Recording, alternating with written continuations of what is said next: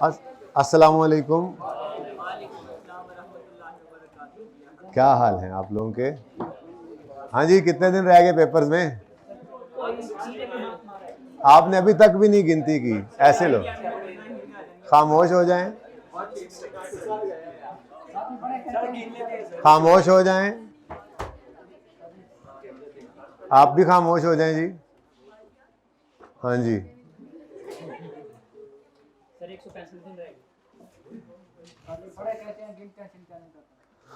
अच्छा जी, कल हम ये क्वेश्चन कर रहे थे, इनफैक्ट क्वेश्चन तो कर लिया था, इसकी डिस्कशन जो है वो आपके कोर्ट में जा गिरी थी।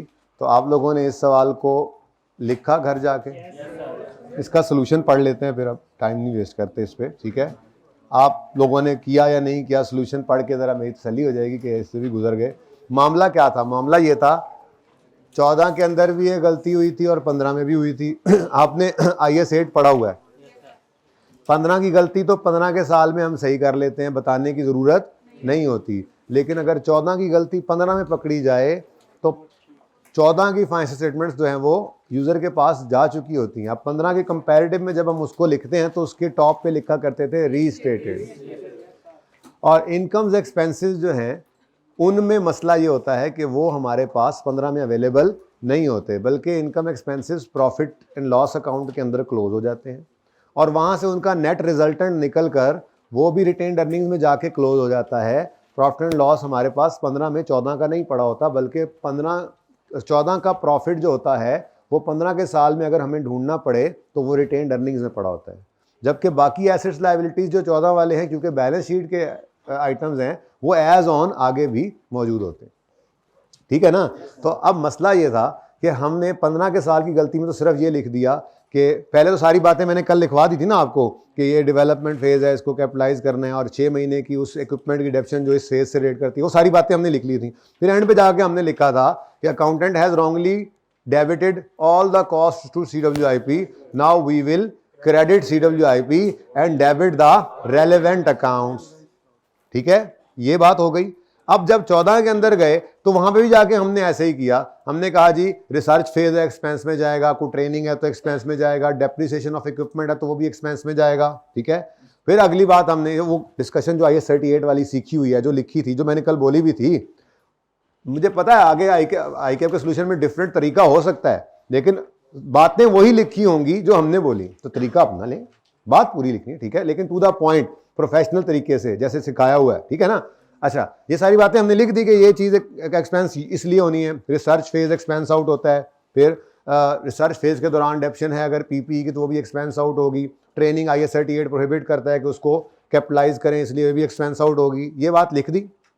उसके बाद फिर हमने वो अगली लाइन लिखनी है कि अकाउंटेंट हैज़ रॉन्गली कैपिटलाइज्ड या wrongly debited all these cost to CWIP, now we will debit the now we will credit the CWIP and debit the relevant account लिखकर आगे फिर हमें ये लिखना था कि कौन कौन सी 3 चीजें थी, जरा दिखाना, सवाल सामने रखना, मैं सोल्यूशन पे चला गया हूं ना जी। जो 3 चीजें थी ये हाँ, तुम्हें क्या पता हमने कल क्या किया है? 8 था और 4 की डेप्रिसिएशन थी, ऐसे ही है, 4 की डेप्रिसिएशन थी, 4 की कॉस्ट की आगे डेप्रिसिएशन थी, ठीक है? तो टोटल क्या अमाउंट बनती है?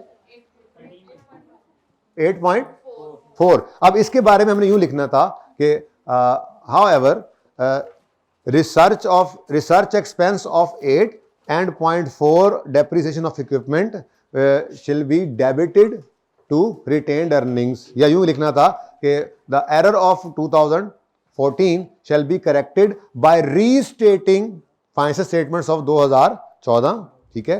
We will credit the CWIP account and debit 8.4 in retained earnings, ठीक है? बस इतना सा फर्क था इसके अंदर, यानी 90% से भी ज्यादा नंबर आपके 90% तक नंबर आ चुके थे अगर आप ये छोटी सी बात ना भी लिख पाते तो, लेकिन आपने IS 8 पढ़ा हुआ है, आपको बहरहाल ये बात लिखनी चाहिए थी। अब ये तरीका तो हमने रखा, ठीक है, कि पहले हमने बताया ये करना है और फिर कहा अकाउंटेंट ने गलत किया, इसको सही कर दो, रेलेवेंट अकाउंट्स को जो ऊपर बता के आए हैं, ये नहीं कि सिर्फ यही लाइन लिख दो रेलेवेंट अकाउंट्स को डेबिट करो, नहीं भाई, पहले उसको बताओ क्या क्या कहां डेबिट होना है, ठीक है? सही है ना? उसके बाद कहो उसने गलती से ये यहां डेबिट किया हुआ है तो इसको क्रेडिट करके जहां जहां जो डेबिट होना है ऊपर बता के आए रेलेवेंट अकाउंट्स, उनको डेबिट करना है। पहले डिस्कशन करोगे तो ये लाइन लिख सकते हो, ठीक है ना? अच्छा, अब कौन सा क्वेश्चन था ये? इसको ICAP ने कैसे लिखा ये देख लें जरा, क्विकली देखें जरा, quickly. Accounting treatment for research and development expense, amortisation, laboratory. अच्छा उसने ना इस तरह अलग कर दिया है, ठीक है, उसने एक्सपेंस वाइज बात कर दी है, लेकिन बातें सारी की सारी वही होंगी, बस हमारी तरतीब थोड़ी डिफरेंट थी, ठीक है ना, कोई मसला नहीं है इससे। ओके जी, development cost recognition as an intangible, पहले उसने इंटेंजिबल की बात कर दी, ठीक है, वो वाली लाइन भी लिखी हुई है जो मैं आज इंशाल्लाह एक आधे सवाल के अंदर लिखवा दूंगा। Since the new product met all the criteria for development of a product and intangible should be recorded at 13 million as detailed under cost of 12 incur during development. इसी तरह से हमने भी लिखा था depreciation of 0.4 laboratory equipment relate to these 6 months, इसलिए वो भी आ गया कैपिटलाइज, और कॉस्ट ऑफ ट्रायल रन, ठीक हो गया। उसके बाद इसके अमोर्टाइजेशन की बात उसने की, ठीक है, हमने भी वो बात की थी, जाहिर सी बात है, वो तो मैंने एक एक करके बताया था ना वहां पर, ठीक है। तो since product has a shelf life of 10 years, the amortisation expense amounted to इतने should be charge to P&L, ठीक है, फॉर दिस पीरियड। फिर लेबोरेटरी इक्विपमेंट की कॉस्ट को रिकॉर्ड करना है एज इंटेंजिबल, यानी लेबोरेटरी इक्विपमेंट की कॉस्ट को रिकॉर्ड करना है एज इंटेंजिबल का मतलब क्या, उसकी डेप्रिसिएशन जो है वो इंटेंजिबल की कॉस्ट का पार्ट बननी है। तो laboratory equipment cost should be capitalize as tangible. अच्छा हाँ सॉरी, वो पहले उसको टेंजिबल बनाओ, PPE लिखा था ना हमने, ठीक है, as it having useful life more than 1 year and depreciate over useful life. अब रिसर्च और अदर कॉस्ट के बारे में उसने बोला, ICT does not allow capitalization of cost pertaining to research, therefore इसको हमने P&L में फेंक देना है, ठीक है। उसके बाद इस फेज की डेप्रिसिएशन जो है इक्विपमेंट की वो भी एक्सपेंस में चली जाएगी। फिर ट्रेनिंग को भी वो प्रोहिबिट करता है, वो भी नहीं रिकॉर्ड कर रहे, और फिर डेप्रिसिएशन जो है वो आखिर में जाकर जो 6 महीने बचे थे उसकी भी एक्सपेंस आउट की थी। अब सिर्फ तरतीब आगे पीछे है, ठीक है। अच्छा यहां पर वो कहां पे लिखता है वो वाला पॉइंट, ये वाला पॉइंट है सिर्फ, जो इतना सा जो इसमें मसला आ सकता था, क्या ICT does not allow capitalization of cost. अब ये 2014 में ऐसा हुआ था, हमने ईयर वाइज कर लिया ना, जरा इजी रह गया हमारे लिए, ठीक है ना, बातें सारी वही लिखी हुई आपने गौर किया है जो आपने लिखी थी, ठीक है, तो कोई फर्क नहीं पड़ता इससे, बस बातें होनी चाहिए पूरी। ओके तो यहां पे क्या लिख रहा है ICT, अब ये 2014 वाली कॉस्ट के बारे में बात करके तो उसको रिटेन अर्निंग में हिट करवा रहा है, कैसे, ICT does not allow capitalization of costs pertaining to research work. Therefore, these costs should be charged to P&L in the period in which they are incurred.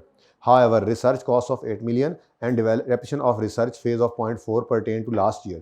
Therefore, comparative figure for the year ended 30 June should be restated and retained earnings be adjusted for the amount. ऐसे ही जुमला हमने भी लिख लिया था अपने अल्फाज में, ठीक है।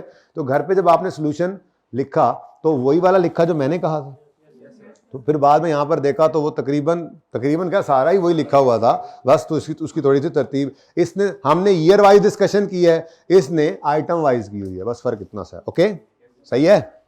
नंबर कितने थे इसके तो 7 नंबर में मेरे ख्याल में आपने को लिख लिया होगा 10-12 मिनट, इतना तो लिख ही लिया होगा 10-12 मिनट के अंदर, ठीक है, जितनी बात हमने की है। जी बेटा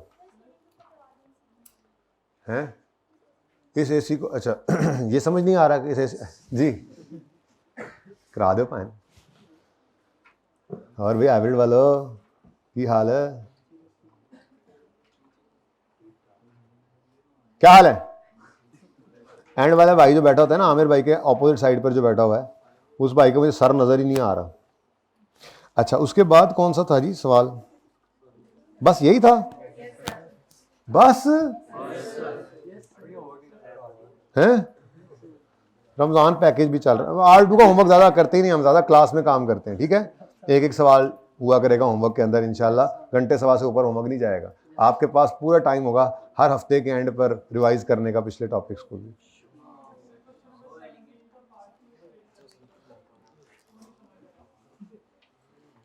क्वेश्चन 7 ये हमने कर लिया था डिस्कस,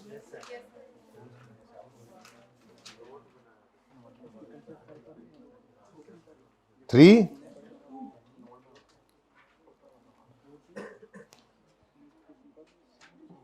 ऑन यकम मार्च 21 हमारे साल में जो हमारा साल चल रहा है, एक पेटेंट खरीदा है तो परचेज्ड इंटेंजिबल, ठीक है, विद इनडेफिनेट लाइफ, इसलिए अमोर्टाइज नहीं हो सकेगा, इन exchange of its old equipment, exchange की ट्रांजैक्शन है, पढ़ी थी ना कल, ठीक है, तो इसका मतलब हमने पुराने को क्रेडिट करना होगा और नए को इक्विपमेंट क्रेडिट हो जाएगा और इंटेंजिबल डेबिट होगा। तो मसला तो नहीं है ना कि टेंजिबल से टेंजिबल ही एक्सचेंज हो सकता है, भाई टेंजिबल ले लें बदले में टेंजिबल दें, बदले में इंटेंजिबल दें, इंटेंजिबल ले रहे हैं, बदले में टेंजिबल दे दें, बदले में इंटेंजिबल दे दें, कोई मसला नहीं है, एक्सचेंज की ट्रांजैक्शन हो सकती है। लेकिन जब एक्सचेंज की ट्रांजैक्शन आती है तो आपको पढ़ाया था कि आपको वो 3 सिनेरियोज जहन में रखने पड़ते हैं। कॉस्ट ऑफ न्यू निकालने के लिए 3 डिफरेंट सिनेरियोज थे। पहला क्या था, अगर दोनों की फेयर वैल्यू दे या सिर्फ ओल्ड की दे तो हमारे लिए वही अच्छी है, ओल्ड वाली। हम ओल्ड की fair value plus cash paid या लेस कैश रिसीव्ड कर सकते हैं, हमारे में कैश पेड ही था। अच्छा, और अगर आपको सिर्फ न्यू की फेयर वैल्यू दे दे तो बस वही उसकी कॉस्ट है, और अगर दोनों की फेयर वैल्यू ना दे यानी ट्रांजैक्शन लैक करती हो कमर्शियल सब्सटेंस तो फिर बुक वैल्यू, ठीक है, बुक वैल्यू ओल्ड की पकड़ेंगे और कैश पेड, उसमें कोई गेन लॉस आना ही नहीं। अब यहां पर एक्सचेंज की ट्रांजैक्शन है, फौरन हम अलर्ट हो गए, आगे चले। वो कहता है in exchange of its old equipment and cash, in exchange of its old equipment, acquire किया patent in exchange of its old equipment and cash consideration, नहीं ओल्ड इक्विपमेंट भी गया और कैश भी गया, ये 2 चीजें गई हैं और आया क्या है, पेटेंट आया, ठीक है, ये आया, ओके।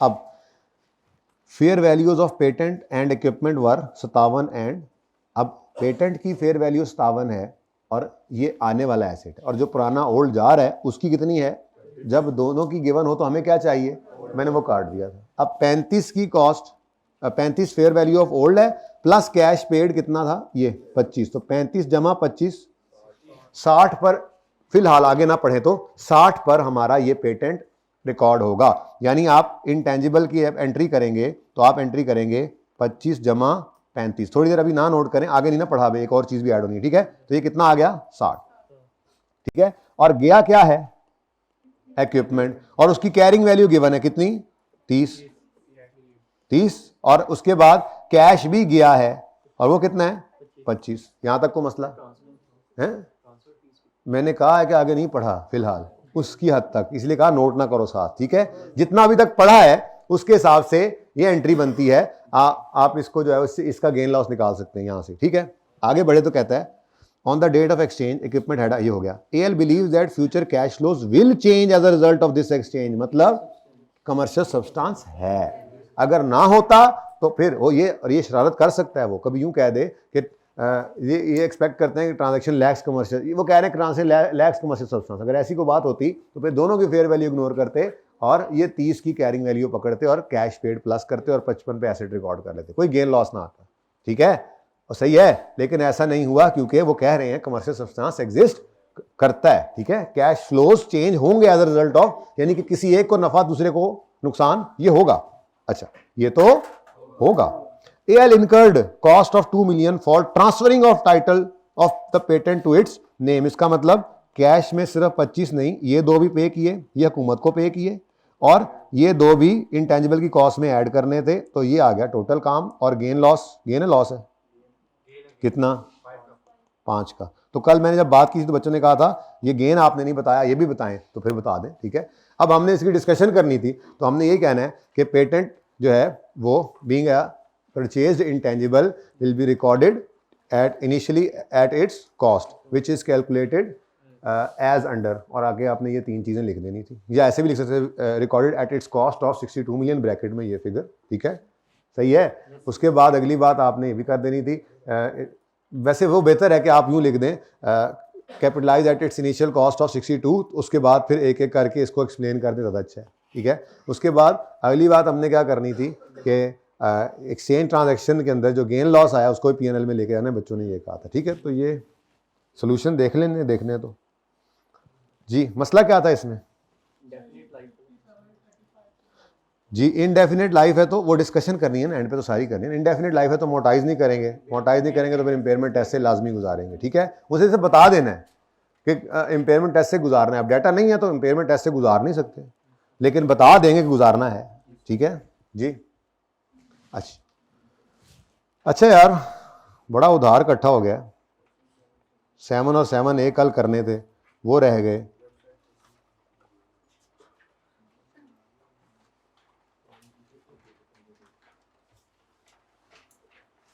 बुक्स कितने बच्चों ने आज ले ली आखिरकार, कितनों के पास अभी भी नहीं है?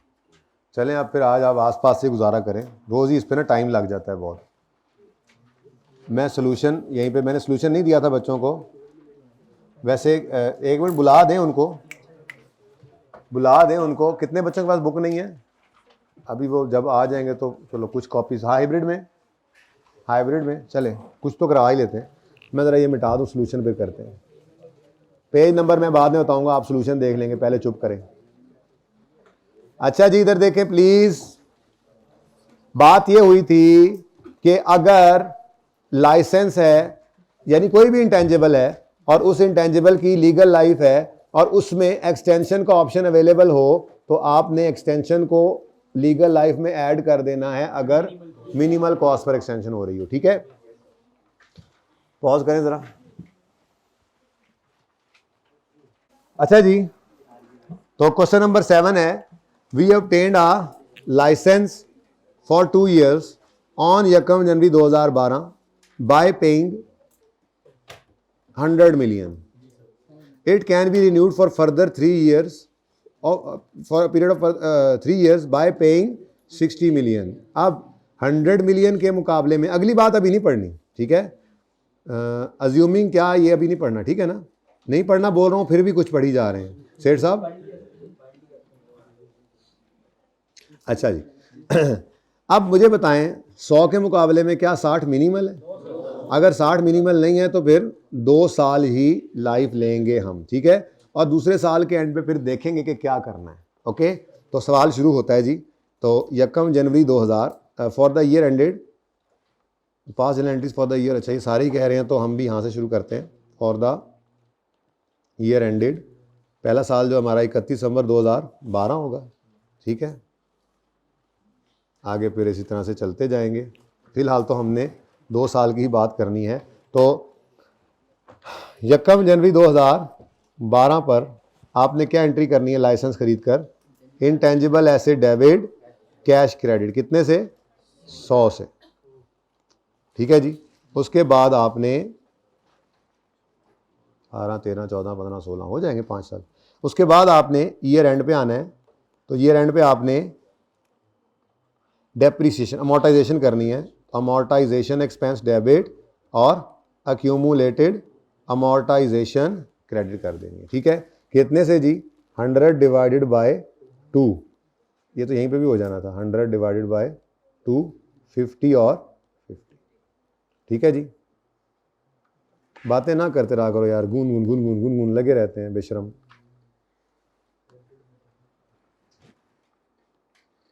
जी ले बच्चों, को मसला यहाँ तक? अच्छा, अगला साल आएगा फॉर द ईयर एंडेड 31 दिसंबर 2013। तो 1 जनवरी पे तो कोई एंट्री नहीं होनी। 31 दिसंबर 13 पर एसेट को, इंटेंजिबल को अमोर्टाइज करना पड़ेगा। तो 31 दिसंबर 2013 पर अमोर्टाइजेशन एक्सपेंस डेबिट और अक्यूमुलेटेड अमोर्टाइजेशन क्रेडिट, कितने से जी? 50 से। अब 2 साल गुजर गए, अब ये इंटेंजिबल पूरी तरह से अमोर्टाइज हो चुका है, ऐसे ही है? अब बोलो, अब आगे देखते हैं उसने किया क्या। ये 2 का तो हमें पता था ना, क्योंकि उसने क्या बोला? ऑब्टेन्ड लाइसेंस फॉर 2 years, वो काम तो हमने कर लिया। अगली बात वो कहता है pass entries for the year 12, 13, 14, 15, 16 assuming that it was renewed on 1 January 14। तो for the year ended 31 December 14 की अगर बात करें तो 1 जनवरी 14 पर उन्होंने रिन्यू करवा लिया। अब अगर रिन्यू करवा लिया है तो अच्छी खासी कॉस्ट है, तो आपने इस दिन खड़े होकर अब एक इंटेंजिबल डेबिट कर लेना है। अब बस ऐसे समझो कि कोई नया एसेट आ गया बस 60 से। और जब ईयर एंड पे पहुंचेंगे तो आपने, पहला वाला तो ख़त्म हो चुका था, आपको अब यही नज़र आ रहा होगा कि हमारा एक, यूँ समझ लें, नया इंटेंजिबल ही लिया। बहुत सिंपल केस, ठीक है? तो इंटेंजिबल को अमोर्टाइज करना है, तो अमोर्टाइजेशन एक्सपेंस डेबिट, अब 60 डिवाइडेड बाय, हाँ 3 साल की ये कॉस्ट है, ठीक है, 20, और अक्यूमुलेटेड अमोर्टाइजेशन क्रेडिट, ठीक है? अब अगले साल फिर वही काम चलेगा, ठीक है? अमोर्टाइजेशन होगी 31 दिसंबर 15 पर, अमोर्टाइजेशन एक्सपेंस डेबिट और अक्यूमुलेटेड अमोर्टाइजेशन क्रेडिट 20 से। और फिर आखिरी साल में भी 31 दिसंबर 16 पर अमोर्टाइजेशन डेबिट और एक्यूमुलेटेड अमोर्टाइजेशन क्रेडिट 20 से, और ये ख़त्म हो जाएगा। ज़रूरी नहीं है, ये तो लाइसेंस है ना, ठीक है, ये तो बस ख़त्म हो जाएगा, वो कागज़ उठा के फेंक देंगे, क्योंकि अब उन्होंने वो काम हमें करने नहीं देना, जहाँ तक हमें अलाउड था हमने कर लिया, ठीक है। लेकिन अगर एक एसेट आप टेंजिबल की बात करें तो मिसाल के तौर पे ये एसी को हमने सोचा था 5 साल चलाएंगे, जिसकी यूजफुल लाइफ 5 साल थी, हमने ये लाख रुपए का एसी लेकर 5 साल पे डेप्रिशिएट कर दिया हर साल 20-20 हज़ार करके, और 5वें साल के एंड पे ये फुली डेप्रिशिएट हो गया। अब छठा साल आ गया और ये हमने ऐसे एसी चेक किया, हमने कहा सही तो चल रहा है यार, खड़ा है। अब क्या मसला, खड़ा रहे यार, चलाते रहो, लेकिन उसको मज़ीद डेप्रिशिएट नहीं कर सकते। फुली डेप्रिशिएट हो गया तो फिर मज़ीद कैसे डेप्रिशिएट कर सकते हो? जितनी कॉस्ट थी वो हमने चार्ज कर दी पीएनएल के अंदर, अब इसकी बुक वैल्यू 0 है। हाँ, कॉस्ट के अंदर इसकी कॉस्ट भी पड़ी होगी और अक्यूमुलेशन में इसकी अक्यूमुलेशन भी पड़ी हुई होगी, बुक वैल्यू 0 आएगी। जब डी रिकग्नाइज करेंगे तो कॉस्ट में से इसकी कॉस्ट निकलेगी और अक्यूमुलेशन में से इसकी अक्यूमुलेशन निकलेगी, वो डिस्पोजल के वक्त ही निकलेगी, ज़रूरी नहीं है, ठीक है। लेकिन वो टेंजिबल्स की बात हो रही है, ये इंटेंजिबल्स तो डिफरेंट चीज़ है। आपके लाइसेंस की लीगल लाइफ ख़त्म हो गई है, तो आप कैसे उसको यूज़ किए जाओगे? वो नहीं कर सकते, तो ये डिफरेंट है उससे, तो उसके साथ कंफ्यूज ना करो। ये जिस दिन लाइफ खत्म होगी उस दिन कागज़ का टुकड़ा है, फिर उठा के डस्टबिन में फेंक देंगे, फिर हमें किसी काम का नहीं है हमारे, ठीक है। एंट्री क्यों रिवर्स करेंगे बेटा? आपने 60 रुपये की एक चीज़ रिकॉर्ड की है और वो 60 क्रेडिट होकर ख़त्म हो गई है। हाँ, तो वो 50-50 होकर ख़त्म हो गया था। कर दो रिवर्सल की एंट्री, वैसे इस तरह से करते नहीं है, बस ठीक है, हो गया खत्म, ठीक है। वो एक्चुअल में कर देते हैं, लेकिन आप वो उसमें समझ लें कि हम इसके अंदर एंट्री इंटेंजिबल क्रेडिट वाली कर रहे हैं, हालांकि करनी नहीं होती, एक्यूमुलेटेड इम्पेयरमेंट करते हैं, एक्यूमुलेटेड अमोर्टाइजेशन करते हैं, ठीक है ना। तो कोई नहीं करेंगे फिलहाल, क्योंकि अभी तो ये लाइसेंस चल रहा है। हाँ, इसकी बात आप कर सकते हैं कि यहाँ पर आकर हम अब सारा 100 ही निकाल दें और ये सारा 60 भी निकाल दें, ठीक है, और यहाँ से फिर सारा 160 भी निकाल दें, ख़त्म कर दें कहानी जी। ये फॉर द ईयर एंडेड 2015 था और ये 2016 जी। समझ में आती है बात? चल, अच्छा जी, अब दूसरा केस भला कौन सा होगा जिसके अंदर मिनिमल नहीं हो, मिनिमल होगी, ठीक है। अगर रिन्यूअल कॉस्ट मिनिमल होगी तो फिर आपको क्या करना है ये देखते हैं जी, देख लेते हैं। वैसे इतना तो हमने पढ़ लिया था कि लीगल लाइफ के अंदर आपने एक्सटेंशन पीरियड को ऐड कर लेना है डे 1 से ही और अमोर्टाइज करना है उसी हिसाब से, ठीक है। अब इस सवाल को पढ़ते हैं।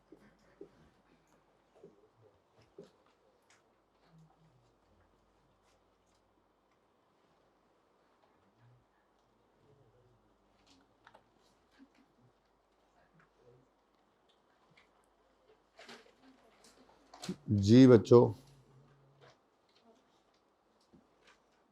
2012, 13, 14 और 15 और 16, ये 4 साल है, ठीक है। फॉर द ईयर 31 दिसंबर है। We obtained a license for 2 years on यकम जनवरी 12।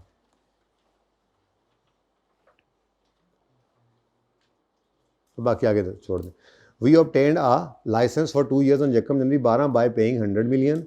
It can be renewed for further 3 years by paying 100 के मुकाबले में, मतलब 2 साल के लिए 100 में मिला, 3 साल के लिए सिर्फ 6 में मिल रहा है, मिनिमल ही है, ना होने के बराबर, ठीक है। 100 का मुकाबला 6 से करा के देख लो, मिनिमल है, ना होने के बराबर है।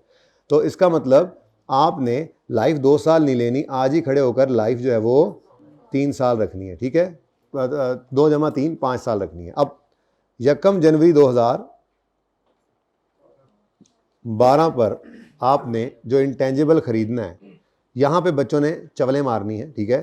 तो मुझे बताएं, आपने इंटेंजिबल जो ख़रीदा है उसके कितने पैसे पे किए? तो वो 100 ही है ना। अब 106 कहाँ से ले आओ, 6 कहाँ से करें? ऐसा कुछ भी नहीं कर सकते, वो तो जब होगा तब देखा जाएगा। आपने आज इस इंटेंजिबल को 100 रुपये पे रिकॉर्ड किया, इंटेंजिबल डेबिट कैश क्रेडिट। हाँ, जब आप इसको अमोर्टाइज करने की बारी आती है, अमोर्टाइज करने लगोगे, तो उस वक्त आपने यूजफुल लाइफ क्या लेनी है, क्योंकि आपने लीगल लाइफ के अंदर useful life, sorry legal life के अंदर 2 + 3 5 कर ली है, और लीगल लाइफ ही है बस, यूजफुल लाइफ तो सवाल के अंदर है नहीं। देना शुरू करो, हाथ खड़ा रखें जी।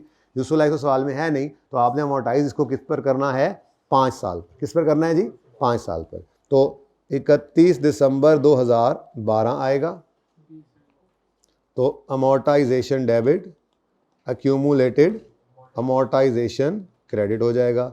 अब ये 100 डिवाइडेड बाय 5 कितना, 20 से। डन जी।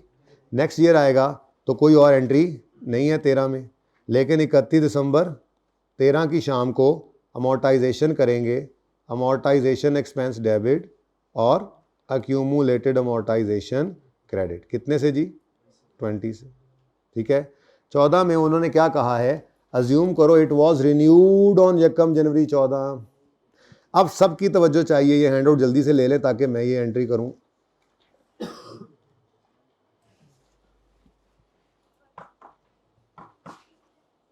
ये कल सवाल दे दिए थे, ठीक है ना, इनके सिर्फ सोल्यूशन देने थे तो वो मैं कर रहा हूं।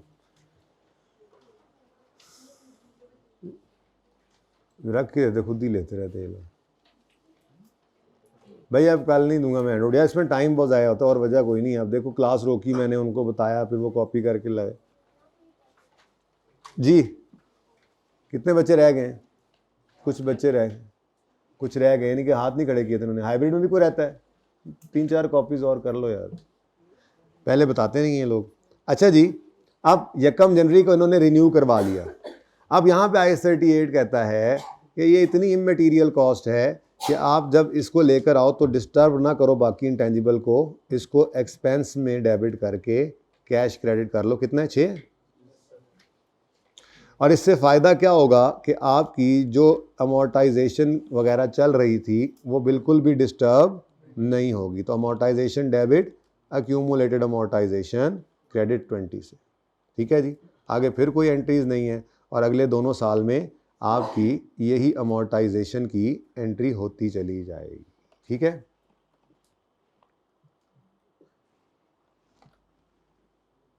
डन जी। चल, तो सिंपल है। पहली बात तो ये कन्फ्यूजन ना हो आपके दिल में कि अगर एक्सटेंशन ले रहे हैं, यानी कि एक्सटेंशन को अगर हम कंसिडर कर रहे हैं तो हाँ वही कर दिया, एक्सटेंशन अगर आज ही कंसिडर कर रहे हैं तो पैसे भी आज ही लिख लें कि हमने पे किए हैं। तो ऐसा नहीं है भाई, पैसे तो जब कैश तो जब क्रेडिट होना है तभी होना है ना। ठीक है।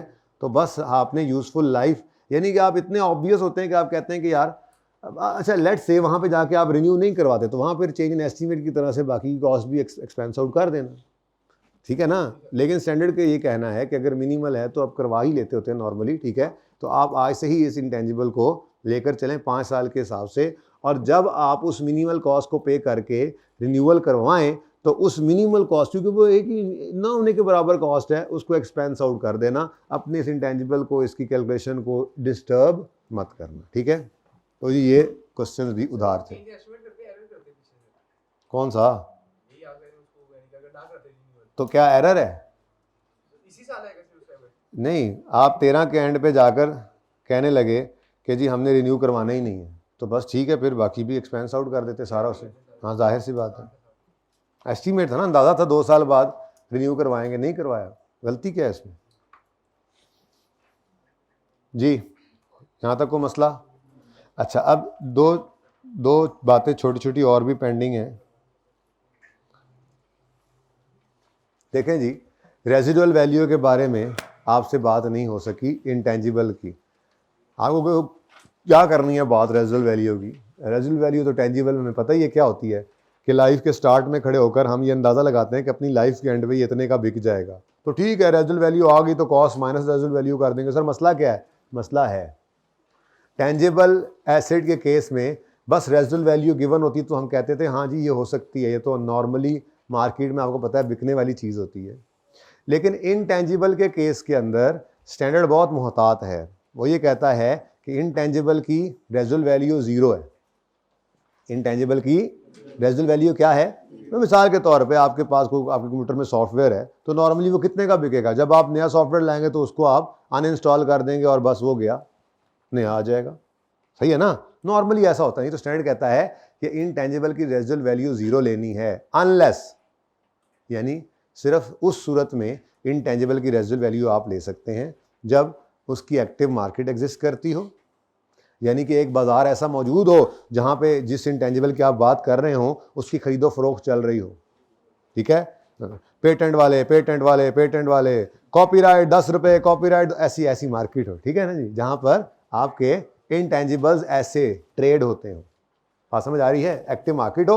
और अगर एक्टिव मार्केट ना हो तो फिर दूसरी सूरत क्या है कि किसी बंदे ने आपसे कमिट कर लिया, किसी थर्ड पार्टी ने, ठीक है, आपका आपके आपके आपके ऑर्गेनाइजेशन में चलने वाला सॉफ्टवेयर उमर भाई को इतना, उस्मान भाई को इतना पसंद आया, उमर पता नहीं क्यों मैं तुम्हें कह रहा हूँ 2 दिन से, अल्लाह करे तभी मैं कहूँ पता नहीं क्यों गड़बड़ चल रही है। ठीक है, तो उस्मान भाई को हमारी ऑर्गेनाइजेशन चलने वाला सॉफ्टवेयर इतना पसंद आया, वो जो कल हमने ERP सॉफ्टवेयर लिया था, कल लिया था परसों लिया था, परसों जब पुराना सॉफ्टवेयर नोट बनाया था, परसों था ना, हाँ, तो उसमें याद है ना आपको कि 15 साल उसकी लाइफ थी, तो हमने कहा था नहीं जी नहीं, उस्मान को समझ नहीं ना आ रही थी उसकी, 15 साल लाइफ थी, वैसे उसकी चल सकता था 15 साल, तो अब वही तो परसों से रोला डाला हुआ था, 15 साल चलाया, हमने कहा नहीं चलाना, हमारी मर्जी, हमने 10 साल बाद चेंज करना है, नया ERP लगाएंगे। तो फिर इसने उसी दिन कह दिया था चले ठीक है सर, फिर 10वें साल के एंड में चूंकि ये तो अभी काम का ही होगा, आप ये मुझे दे दीजिएगा, इतने पैसे लेकर आप ऑर्गेनाइजेशन आपकी जो है वो ये मुझे बेच दे। बात समझ आई है?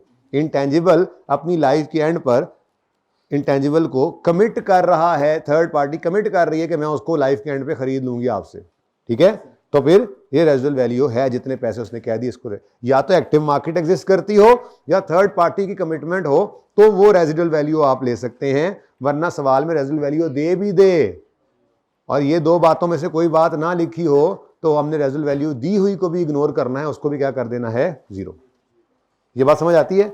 अब इसको जरा पढ़ें आप, ये पहले दिन जो सफ़ा दिया था उसके ऊपर लिखा हुआ है, ये तो मैंने आपको ज़बानी कलामी पढ़ा दिया ना, पैरा 67, ये पैरा 100 है स्टैंडर्ड का, इसमें रेजिडुअल वैल्यू के बारे में लिखा हुआ है। ये किताब जिनके पास माशाल्लाह अब आई गई है किताब 230, देखें किताब नहीं लेंगे ना तो अब आप परेशान ही होंगे। ठीक है, काफ़ी दिन मैंने वेट कर लिया, फलां पेज पे आओ, फ़ौरन आओ, वहाँ पे चीज़ पड़ी होती है, एकदम से नोट भी किया, उसको निशान भी लग गया, उसको पढ़ भी लिया, कहानी ख़त्म।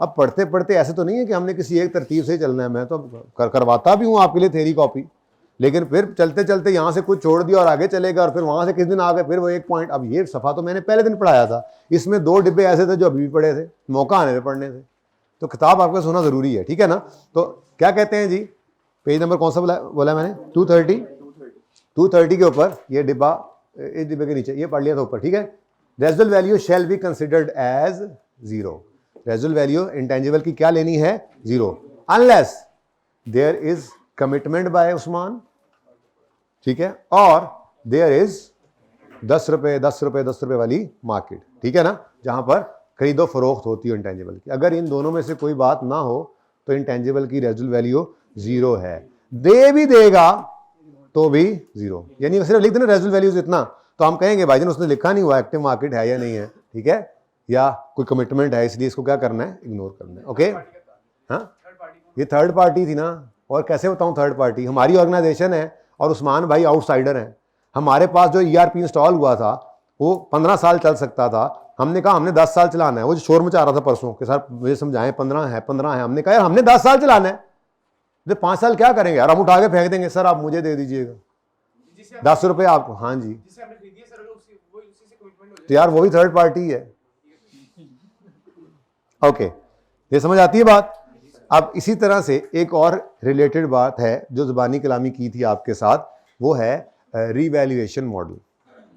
इंटेंजिबल में रीवैल्यूएशन मॉडल सिर्फ तब यूज हो सकता है जब एक्टिव मार्केट हो, जब इस इंटेंजिबल की एक्टिव मार्केट एग्जिस्ट करती हो तो रीवैल्यूएशन मॉडल यूज हो सकता है। अगर एग्जिस्ट ना करती हो तो चाहे कोई कसम भी उठा के कहे मैंने आपका इंटेंजिबल खरीदना है, रेजिडुअल वैल्यू तो उसको ले सकते हैं, उसको रीवैल्यूएशन मॉडल पर लेकर नहीं जा सकते।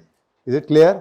तो इसका मतलब रीवैल्यूएशन मॉडल के लिए सिर्फ एक गुंजाइश है, अगर एक्टिव मार्केट है तो रीवैल्यूएशन मॉडल है, वरना नहीं है। जबकि रेजिडुअल वैल्यू के लिए 2 गुंजाइशें हैं, एक्टिव मार्केट हो या एक्टिव मार्केट नहीं भी एग्जिस्ट करती, थर्ड पार्टी कमिट कर दे, तब भी रेजिडुअल वैल्यू आप ले सकते हैं। ठीक है, तो ये बात इस तरफ लिखी हुई है, लेकिन इसके अंदर कुछ बातें अभी इररेलेवेंट हैं। चलो पढ़ लो, इररेलेवेंट भी हैं तो measurement, initial measurement at cost IAS 16 की तरह से, और सब्सीक्वेंट मेजरमेंट में यहां पर भी कॉस्ट मॉडल है या रीवैल्यूएशन मॉडल है, ठीक है। इसमें मैंने सिर्फ आपको ऐसे ये पढ़ाना है कि only be revalued if active market is available. उसके बाद वाली बातें मेरा नहीं ख्याल आपको पढ़नी चाहिए, एक बार पढ़ के फिर मैं काट देता हूं, ठीक है।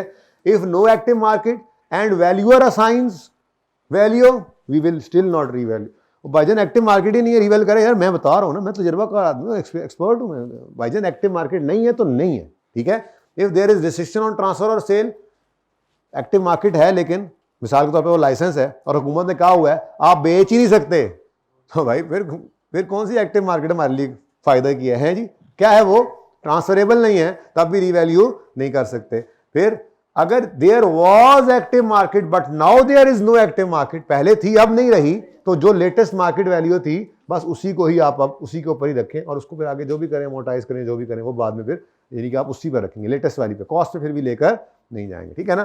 खैर ये सब फजूल बातें हैं, सिर्फ इतनी बात याद रखनी है कि हम रीवैल्यू सिर्फ तब करते हैं जब एक्टिव मार्केट हो, और रेजिडुअल वैल्यू के लिए रेजिडुअल वैल्यू तब लेते हैं जब एक्टिव मार्केट हो, और अगर एक्टिव मार्केट नहीं है तो रीवैल्यू नहीं कर सकते। लेकिन अगर एक्टिव मार्केट नहीं है, थर्ड पार्टी ने कह दिया कि खरीदेंगे, तो रेजिडुअल वैल्यू उसको ले सकते हैं। ये कोई मसला?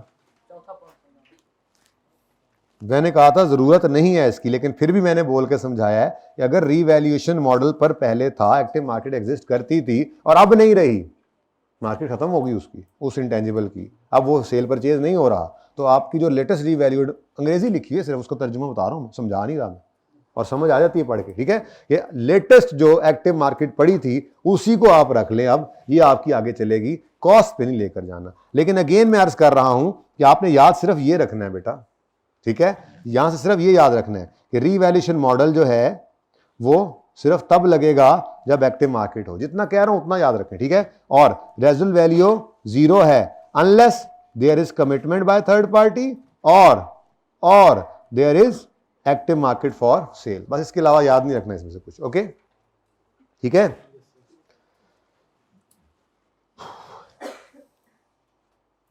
अच्छा जी, अब दो छोटी छोटी बातें और कर लूं, ठीक है, उसके बाद फिर आपको समरी पढ़ाता हूं, पेज के एंड पे पढ़ी है, और फिर आज हम अपनी आखिरी डिस्कशन इस स्टैंडर्ड की करेंगे, वेबसाइट कॉस्ट की, ठीक है। मेरे ख्याल में मंडे का दिन शायद और लग जाए, ट्यूसडे भी लग सकता है, लेकिन इसके बाद नहीं।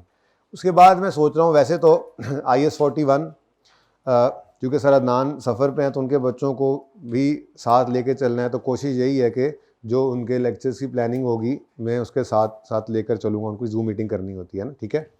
खैर एनीवेज, उससे कता नज़र फिर भी ये भी देखना है कि बीच में ईद आ रही है, तो वैसे तो हम रूटीन के मुताबिक हर दफ़ा IAS 41 इसके बाद शुरू करते हैं और फिर IFRS 16 करते हैं, लेकिन हो सकता है मैं ट्यूसडे को IFRS 16 ही शुरू कर दूं लीजेस, क्योंकि ज़रा लंबा ट्रेंच चलेगा और तकरीबन ख़त्म हो जाएगा ईद की छुट्टी से पहले, तो बेहतर है।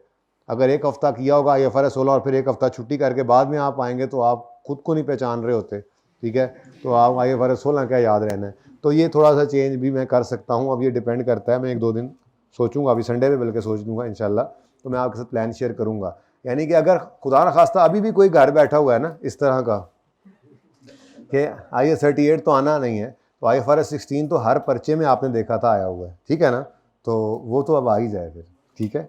अच्छा जी,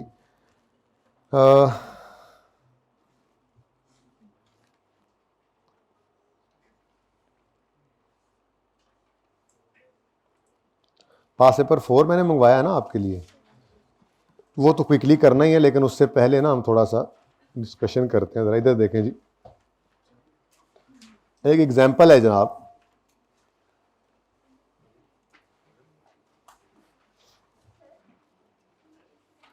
नहीं हुआ अभी तक एसी भाई ऊपर, मोबाइल वाले भाई अभी तक एसी ऊपर नहीं हुआ, आप लोगों के मोबाइल अब जमा होने लगे हैं, ठीक है, वैसे मैं बता रहा हूँ। नहीं, इम्पेयरमेंट के साथ लिंक नहीं है, इम्पेयरमेंट में तो फेयर वैल्यू लेस कॉस्ट से निकालते हैं, और अगर एक्टिव मार्केट नहीं है तो वैल्यू इन यूज़ निकाल लेंगे, दोनों में से कुछ एक निकला है, रिकवरेबल अमाउंट तो फिर भी निकल सकती है, रिकवरेबल अमाउंट निकालने की तो फेयर वैल्यू की ज़रूरत नहीं है। ये भाई ऊपर करवा दें, फुल ऊपर है,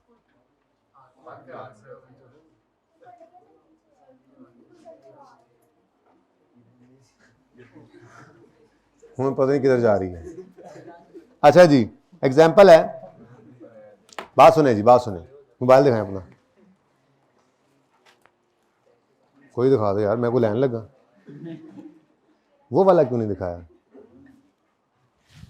ये एंड्रॉयड फोन है, ठीक है जी, ये एंड्रॉयड फोन है, ओह सॉरी, ये तो फोटो खींच रहा है मेरी, ये एंड्रॉयड फोन है या टेक्नो फोन है? भाई ने पहले आईफोन निकाला था, मैंने कहा नहीं दे रहा, मैं एंड्रॉयड बोलना चाह रहा हूँ जी। भाई ये एंड्रॉयड है या टेक्नो है? बात समझे,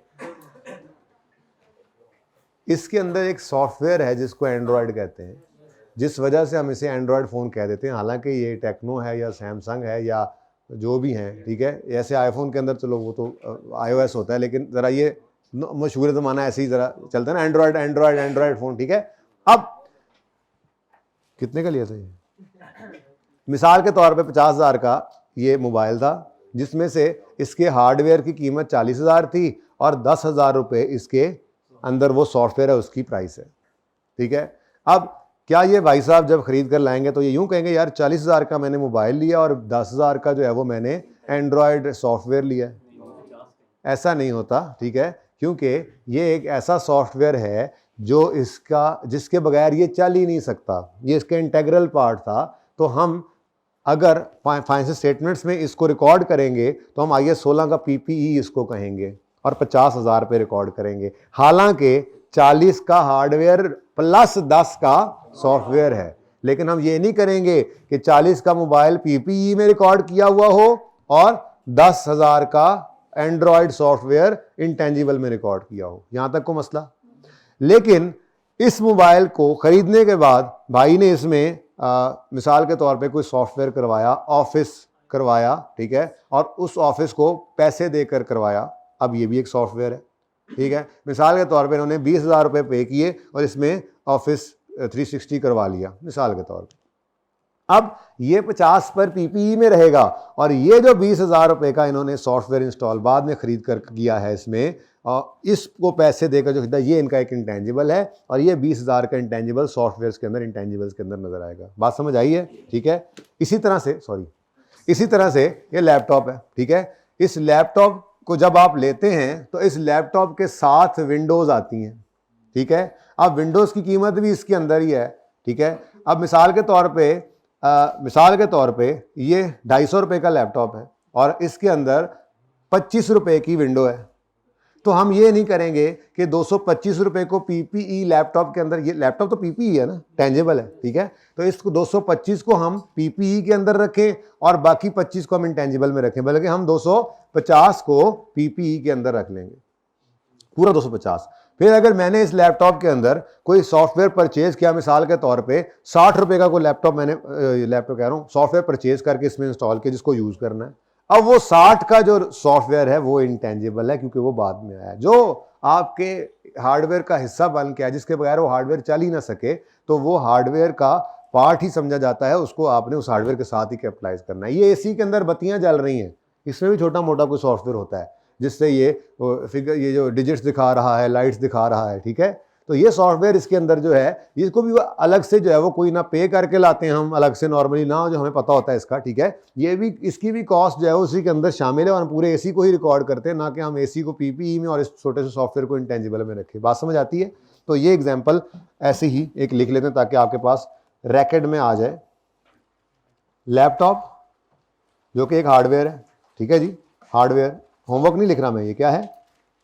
हार्डवेयर, ठीक है। 75,000 का मिसाल के तौर पे आपने लैपटॉप लिया है, ओके, और उसके साथ लग के आता है, उसके अंदर ही होता है ऑपरेटिंग सिस्टम। क्या कहते हैं जी इसको? Operating system. ऑपरेटिंग सिस्टम, ठीक है जी। ये ऑपरेटिंग सिस्टम किसे कहते हैं? ये विंडोज़ वगैरह को, ठीक है। विंडोज़ 11 आजकल आ रही है जैसे, है विंडोज़ 11, ये ऑपरेटिंग सिस्टम है। इसकी कॉस्ट है 15,000। इस लैपटॉप में 75,000 लैपटॉप हार्डवेयर के लिए लेते हैं ये कंपनी वाले और 15,000 विंडोज़ का हमसे लेते हैं, ठीक है जी। और उसके बाद माइक्रोसॉफ्ट ऑफिस जो इसमें करवाया जाता है तो उसका 30,000 अलग ले लेते हैं, ठीक है जी। अब अगर मैं आपसे कहूं कि मुझे इसकी जर्नल एंट्री कर दें तो क्या जर्नल एंट्री करेंगे आप? आप पीपीई या लैपटॉप, पीपीई डेबिट करेंगे 75,000 जमा 15,000 जमा 30,000, ठीक है। तो ये 80,000 पीपीई में डेबिट करके कैश क्रेडिट कर देंगे, 90,000 सॉरी, ठीक है जी। कैश क्रेडिट करेंगे, कैश जी। और उसके बाद बाकी का ऑफिस जो है वो इनटेंजिबल एसेट है, ठीक है। तो इनटेंजिबल एसेट डेबिट करेंगे 30,000 से और कैश क्रेडिट कर, इकट्ठा भी कैश कर सकते, कंबाइन एंट्री कर सकते थे, लेकिन ज़रा अलग अलग याद रह जाए, ठीक है जी। ये एग्जांपल एक हो गई।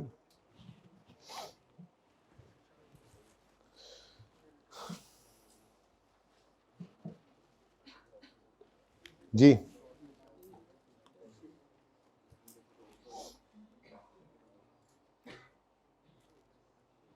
एक और एग्जांपल है, एक छोटा सा कॉन्सेप्ट, ये समझ आ गया जी। अच्छा एक छोटा सा कॉन्सेप्ट और है।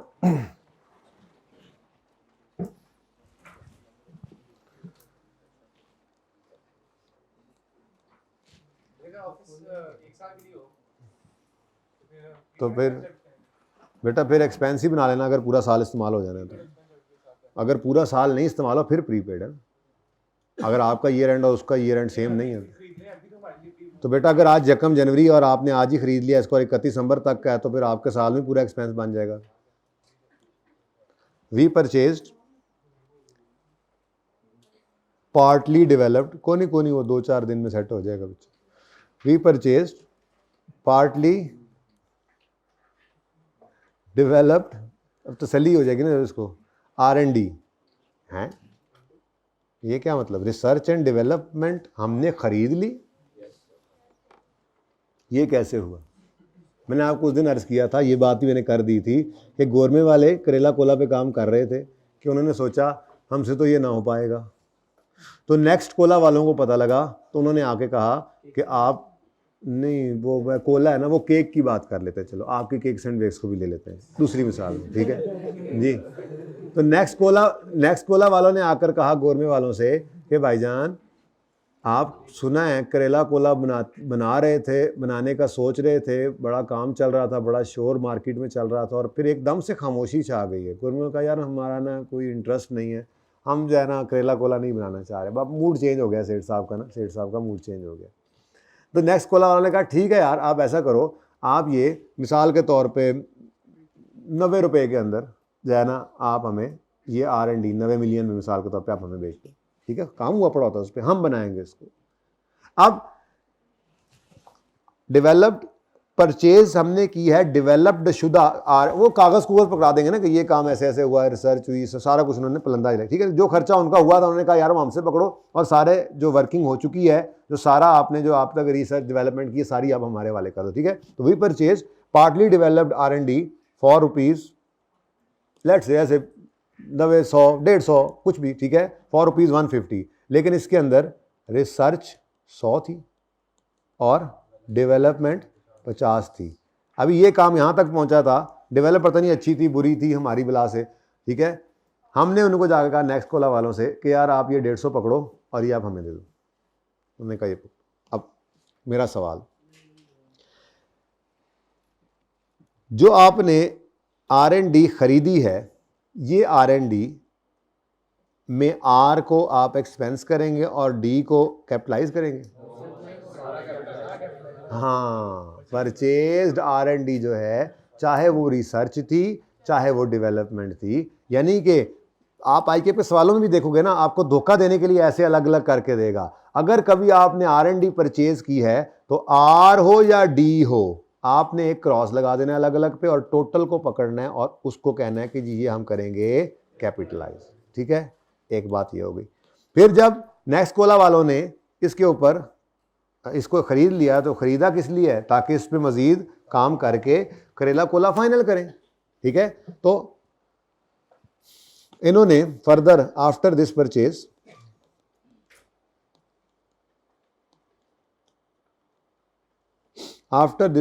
वी इनकर्ड नेक्स्ट कोला इनकर्ड,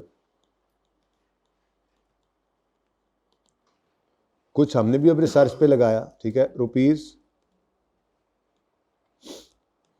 ऐसे ही कोई figure 18 on research and rupees ऐसे 20-25 कर लो कोई ऑन डेवलपमेंट। डेवलपमेंट के बारे में चुप हो तो बस ठीक है, तो फिर ये अच्छी वाली होगी, ठीक है ना। अब मैं कहाँ से वो क्राइटेरिया लिखते रहूँ, इतनी देर लगाऊँ। अब इसकी अगर मैं आपसे कहूँ कि एंट्रीज फरमा दें तो आप क्या करोगे? रिसर्च नहीं, ये रिसर्च डेवलपमेंट। तो पहली एंट्री तो पहले करवाओ। सबसे पहले तो हमने जाकर गोरमे कोला से इंटेंजिबल खरीदा, तो इंटेंजिबल डेबिट 150 से और कैश क्रेडिट कर दो। CWIP ना करो, मुझे उससे कोई लेना देना नहीं, ठीक है। उसके बाद इस परचेज के बाद हमने कुछ खर्चा किया, तो वो क्या है? Research expense. एक ही एंट्री इकट्ठी भी कर सकते, मैं अलग अलग कर रहा हूँ। Research expense debit cash credit. और जो हमने डेवलपमेंट की, अच्छी वाली डेवलपमेंट है, उसकी एंट्री हो जाएगी इंटेंजिबल डेबिट कैश क्रेडिट 25 से। अब पता नहीं ये कंप्लीट हो जाए तो फिर यही अमोर्टाइजन लग जाएगा, कंप्लीट नहीं होगा तो ये CWIP में 175 पड़ा होगा। कितना? 175। मतलब वो मैंने समझाना नहीं, वो बातें आपको बताई हुई हैं, ठीक है। तो ये दो बड़े अहम कॉन्सेप्ट थे। कॉन्सेप्ट नंबर 1, अगर आपका, लिख लें उर्दू में ना, अपने पास लिख लें कि अगर आपका कोई सॉफ्टवेयर हार्डवेयर का हिस्सा बनकर आए जिसके बगैर वो हार्डवेयर चल ना सके, अगर आपका इंटेंजिबल, मैं इंटेंजिबल को सॉफ्टवेयर लिख रहा हूँ, ठीक है, बल्कि यूँ ही लिखो, अगर आपका कोई इंटेंजिबल,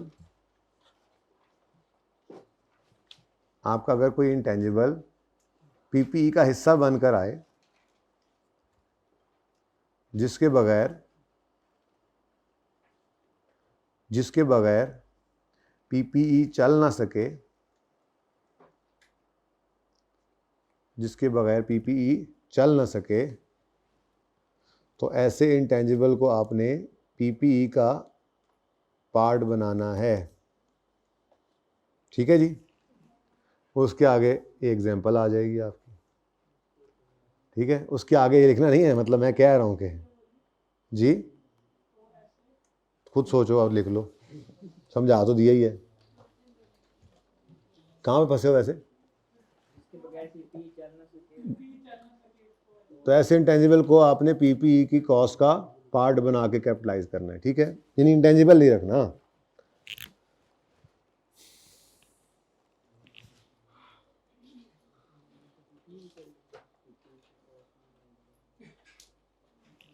ठीक है जी।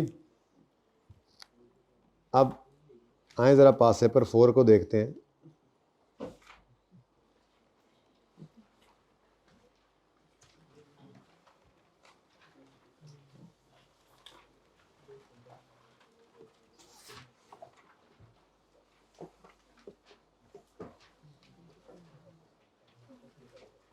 वीक भी एंड हो गया तो मेरा भी एंड हो गया है जी। बेटा पार्ट बी देखें पहले, प्रिपेयर जर्नल एंट्री। चलो शुक्र है जर्नल एंट्री भी आई। पेज नंबर 253 ऑफ बुक्स है।